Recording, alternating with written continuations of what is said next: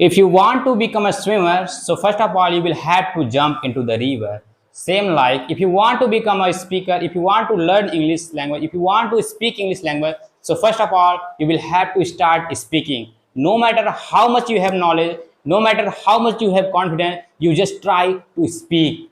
Slowly and gradually you will become fluent in English. So my dear, आज का हमारा topic है verb to be. What is verb to be? Verb to be is nothing. It's a thing. With the help of verb to be, you can describe any object, noun and pronoun. So what is verb to be? Verb to be is nothing. It is a simple thing. You just listen me carefully, and after watching this video, your doubt will become free. You will become free from doubt. So what is verb to be? Verb to be means to be मतलब होना हो. Verb मतलब होना, verb मतलब क्रिया, to be मतलब होना. ऐसी क्रिया जिसके द्वारा हम किसी नाउन और प्रोनाउन की अवस्था को बताते हैं. नाउन क्या है, प्रोनाउन क्या है, कहाँ है, कितना है, कैसे है और क्यों है. जब भी हमें नाउन के बारे में बताना, उसी अवस्था को बतानी हो, तो वहाँ पे हम यूज करते हैं वर्ब टू बी.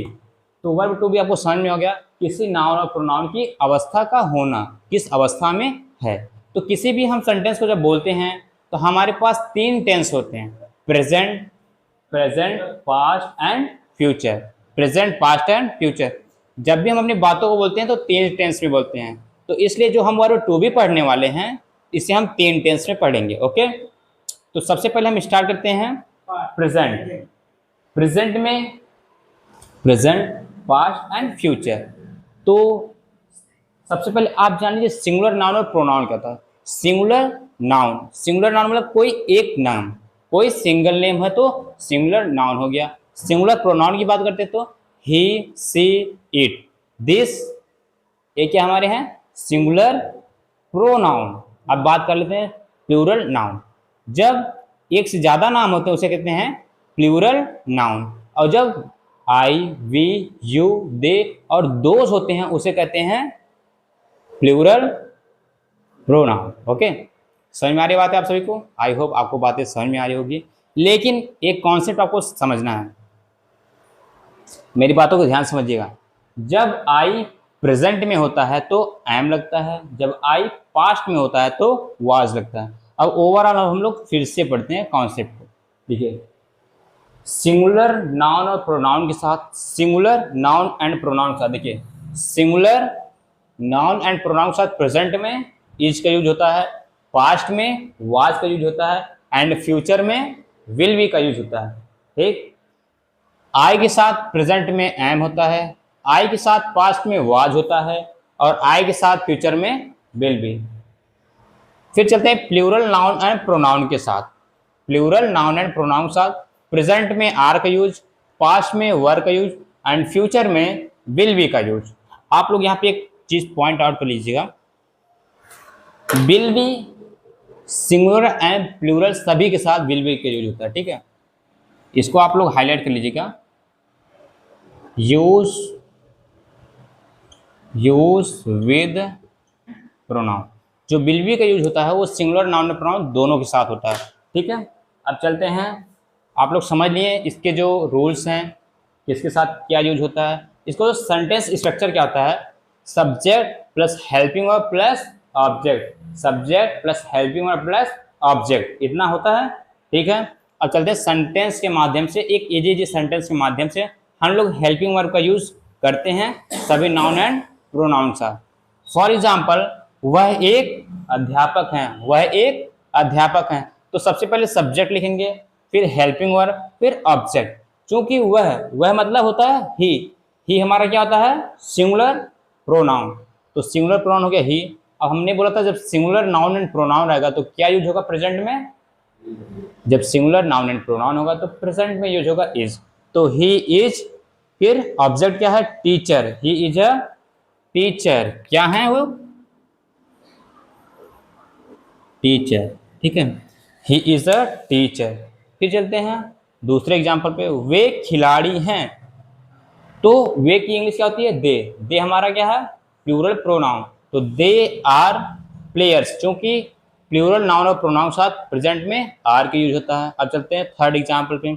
मैं एक गायक हूँ, तो आई के साथ प्रेजेंट में एम यूज होता है, तो I am a singer, I am a singer. चलो अब चलते हैं पास्ट में।